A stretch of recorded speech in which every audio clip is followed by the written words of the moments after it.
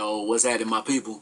So, if this your first time checking out the channel, man, hit the subscribe button. Really appreciate it. Or hit the like button or something. But this is something that I haven't traditionally did on my channel. Like I did shows. I talk about Power. I did all the Power seasons. I think a lot of seasons of Walking Dead is what I talked about mostly. But as you know, Power is over. And Walking Dead is on hiatus. But The Chi is back. This is one of my favorite shows. I never did any videos on it. But this right here, I had to make an exception. I might do this throughout the whole season. But I had to do it on this one. I had to vent. I got to vent on this.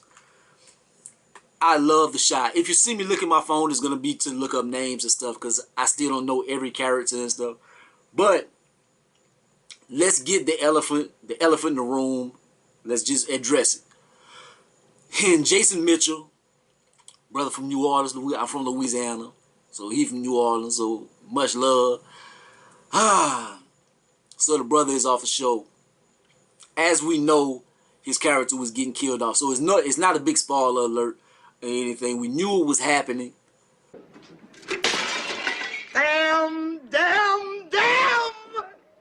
Man, it sucks. Man, it hurts. It hurts. Because I know Lena Waithe, and she's all for feminism and women empowerment and stuff, and nothing wrong with that. I appreciate that. I applaud her. But the thing about it is, Jason Mitchell, from the Breakfast Club interviews, like, I still don't know what's up with that situation. Like, I don't want to cast stones, and I'm not going to cape for him or whatever. So I don't know what's up with that whole situation.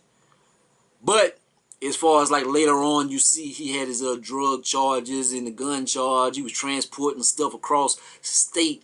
So I love the brother as an actor. I think he is supremely talented. Everything that he's been in, I've enjoyed his character, man. He pops on screen. He's the man on screen. But his personal life, he seems like he's kind of, that's the thing about the Louisiana brothers, man. You could take a Louisiana brother, you could take him out the boot or something, but man, we keep that with us. A lot of us do. You see, I'm not gonna look at all the Louisiana rappers and stuff, and that's all I gotta say. That's all I gotta say. And not to ish on my state or my people, but it just happens. But anyways, so I see them getting him off the show. The thing about it is Jason Mitchell, let's just for argument's sake say he's a shitty person. So Jason Mitchell, he might be a shitty person. We don't know. But Brandon is a great brother, man. Man, we did Coogie. We didn't already went through it with Coogie, man. And his mama done been through so much, man. And Brandon, he's been mentoring mentoring Kevin and been giving Emmett a shot. He been doing all that, man. He been getting the stuff together. He just not went through a big breakup with his girl. Oh, man. To kill him off. Oh. Not having a scene showing the death, how he died. Don't know if it was the councilman or whatever that killed him. We know nothing about that.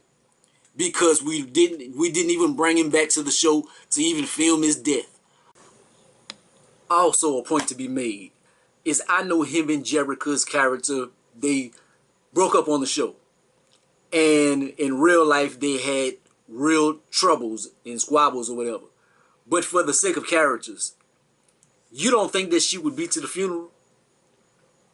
Brandon would have to look like the shittiest person alive. The girlfriend that he recently broke up with, and she doesn't show up to his funeral. That doesn't look good. And I know she got off the show. She wasn't filming. But you knew that. That's why it would have made more sense to just write him leaving, going out of town, moving, rather than killing him off. He looks like the shittiest person alive. His girlfriend, his ex-girlfriend, doesn't even show up to his funeral. How you gonna send him off like that? All we know, they started off. The episode starts off. They at the wedding. Kevin's mother is getting married and stuff, and then we to the funeral. Brandon has died, and it's just there. It's just there. And like you kill Brandon off, you kill Reg off. Like Reg, you could have seen that coming. Brandon, to me, I know you wanted to send a message. I know Lena Waithe wanted to send a message that we're not gonna stand for this in our profession. If you do that, you cross these lines, it's a wrap. I could see that for Jason Mitchell. But the character of Brandon, I'm not saying you could have replaced the actor or anything. What I'm saying, I think for the sake of the story, they shouldn't have killed him like that. They shouldn't have killed him. What they should have did, just as much bad things they have going on in the world, you can let us have some kind of little positivity or something, kind of little shining light. I know the Chi is supposed to be, even the mother, like this city don't care about nobody. Y'all better get the hell away and stuff. So I know they want to send that message out. I think from a writing perspective, if the best thing would have been Brandon he wanted to start over. He would have just left the state. His mother was out of state looking for houses and stuff. So she was moving. She was gonna try to move or whatever. To me, what should have happened is like, man, his girl broke up with him. He going through all this drama with the councilman dude, with Q or whatever.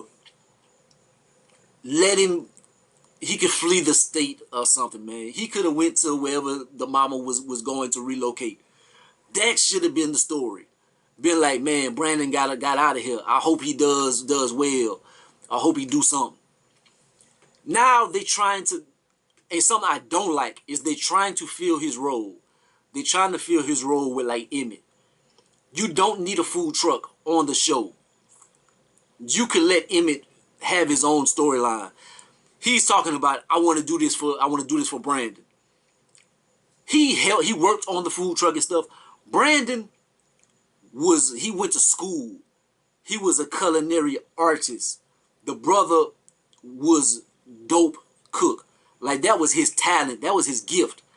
That's like you bringing it back to the 1980s. And Len Bias dies after he was drafted by the Celtics. And somebody says, damn, Len Bias was about to do this for the hood. I'm going to take his spot. I'm going to go play for the Celtics. It don't happen like that. Emmett does not have any culinary talents. He used to work at this fried chicken spot. He doesn't have any culinary talents for him to run the food truck, and he's going to cook and do that in the honor of Brandon. Let him have his own storyline and go where life takes him. That would make more sense to me. Like, I know you want to do something for Brandon. Like, you can mentor Kevin or something like that. But him to be cooking, I don't think that makes sense. But anyways, into this episode, man. So, it starts out, man, Kevin's mother is getting married and stuff. You see Kevin and them growing. He's been through a lot. He's been through a whole lot. The funeral, man. The drunk guy, shit, what's his name? Ronnie. Ronnie rolls up to the funeral trying to pay his respects. And you could vouch for me. Kevin like, nah, no, I can't. Man, you ain't coming up here. So they had the funeral and stuff. And he's staying around the funeral. I like Brandon's stepfather. Even though I don't know if you would call him stepfather. Brandon he got along with him eventually. But they had a rocky relationship. But he like, oh, you out your rabbit ass mind? Man, you killed the other son. And you going out there to, what's wrong with you, Ronnie? What is wrong with you? That woman has been through hell. She has been through hell and back. And man, her little speech, and she was like, I'm broken. And there's nothing you could do to put me back together. That was a show-stealing scene right there, man. That was heartbreaking. The councilman, he comes try to get a photo op and stuff. Nigga, I don't need nothing from you. Man, get your ass on. Even Emmett. Emmett goes up to her. I just want to show Uh, nigga, go. You get the hell out of Dodge. You need to do. And so that was some interesting stuff. That was a sad scene. And but they had some happiness. They went back to the wedding and everything, man. So Emmett is trying to cater it. I'm happy that the brother is trying to do something and he's trying to better his life. He's living with his other baby mama now. Uh, they have homegirl who's Keisha. So Keisha is her and Emmett, they going back and forth. Like they got a little light flirtation. Like it seemed like they was gonna be a little item or something, but they bet off friends, I guess. That's cool. But Kevin and them, they're growing up, they're raucous, getting into things. I want to see where this season takes them. But as you can see at the end of the episode where it's kind of gonna take them. But I see Papa trying to, but he hanging with his thug homeboys and stuff. But he trying to get into the girls and stuff. I like that. Kevin is smoking weed and stuff. He's. I wonder how schooling is going. If you're gonna still be at private school or whatever. But anyways, like Kevin. What's the other one? Jacob maybe. That might be the but the other friend. Like he's all out there. Like he think he grown now. But and speaking of I think his name is Jacob. I could be wrong. But he got adopted by the councilman. His mother like sold him. Like what he wanted, what the councilman wanted, I guess to be his next soldier. He gonna raise him up in the business or whatever, I guess. But then we are introduced to his brother, and he was out of the picture. But they like, I'm happy by who the brother is. Luke James. Luke James. He's also from New Orleans, Louisiana. So he one of the brothers. I like Luke James, man. That brother can sing. He can sing. I don't know about him as the Chi-Town thug, new thug. He had some hard scenes though. Whenever he came back into town and showed up with the councilman, like hey, I like that. I like that because the councilman been bullying everybody. Like he's just the boogeyman.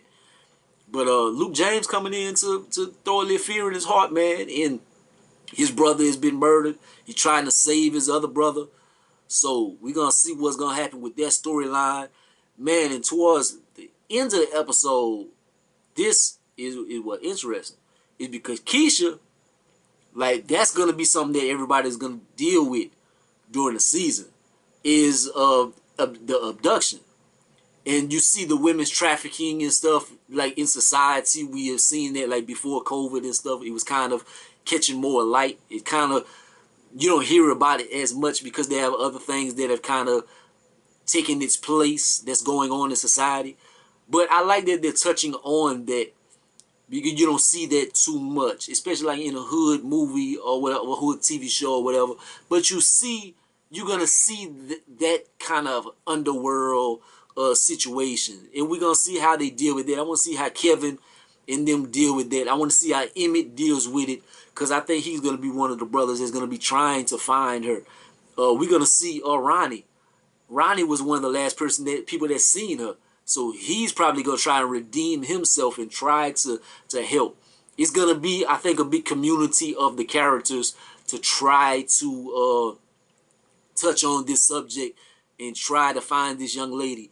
And hopefully by the end of the season or earlier than that, she does come up. I would hate to see her die as well. Another thing I want to touch on, like, it's nothing spectacular or anything, but like just the lesbian scenes and stuff, the marriage and stuff, like Lena Waithe, and she's a lesbian female or whatever, and her just showing like the wedding and then the honeymoon and stuff and the sex scene and whatever. It's not in a sexual way or something, but I think it was kind of like beautiful on screen just to show the humanity of it. And like just it was kind of weird. It was kind of awkward. Like the wife or the husband, whatever she is, and she took her pants off and she already had her thing strapped on. I was like, whoa. But then they had like big sex scene and stuff. It's kind of like normalized it or something. I didn't look at it like I wasn't appalled or anything. I wasn't aroused. It just was like something that happened. So it was just something interesting to show on screen. So I kind of appreciated that scene and stuff, just showing something different, not in like a perverted way or anything, but it's just them having their moment. Not too much else to touch on, man. But basically, I wanted to talk about the Brandon situation, man. Rest in peace to Brandon. Jason Mitch, I hope he gets his stuff together, man. But even though Brandon is gone off the show, I'm not gonna say, "Oh, I'm done with it." Like whenever they killed Ghost on Power, like I don't. When Power comes back, I don't think I'm watching it. But I think the shot is still gonna be good. But man, I hate how they did Brandon. Oh, I hate how they did Brandon. But like, comment, subscribe, computer greatest and the most hated man. Do you want me to do this some more on the upcoming seasons? I mean the upcoming episodes, or nigga shut up. We don't want to hear from you.